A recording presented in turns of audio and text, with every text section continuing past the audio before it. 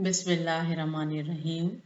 Today we will discuss the activity ratios part 2.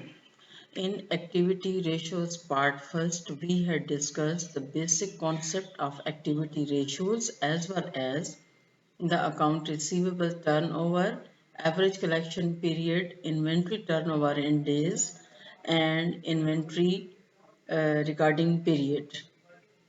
And today we will discuss the accounts payable turnover. This is the number of times during which an accounts payable are converted into cash.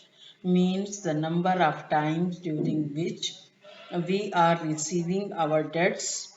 This is the accounts payable turnover. And this is the formula of accounts payable turnover, that is the net credit purchases divided by average accounts payable. Average accounts payable is calculated as beginning accounts payable plus ending accounts payable divided by 2. Here we are taking an imaginary example. This is the net credit purchases, that is $4 lakhs, and average payables, that is $8 lakhs. And when we divide it, we get the figure of the 5 times. Now go back. It means the number of times, that is the 5 times in a year during which our payables are converted into cash.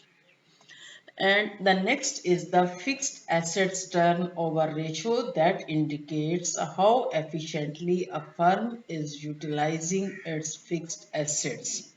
There is no fixed ratio or percentage for this ratio.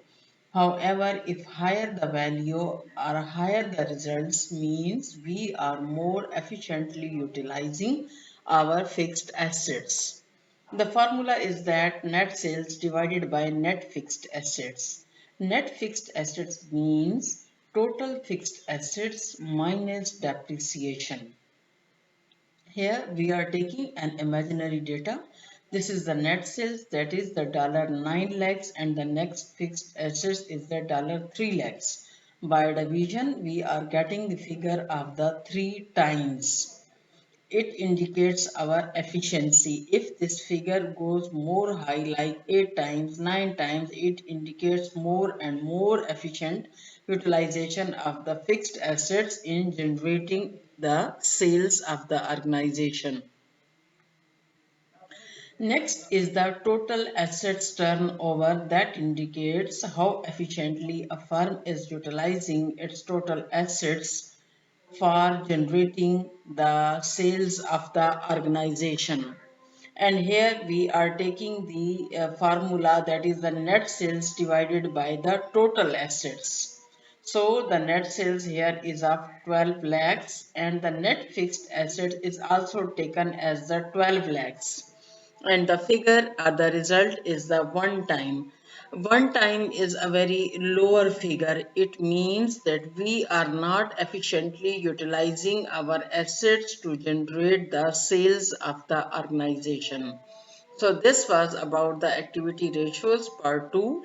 These ratios will be very helpful for you in the various tests, exams, and the interview. I am waiting for your valuable comments. Thank you and Allah Hafiz.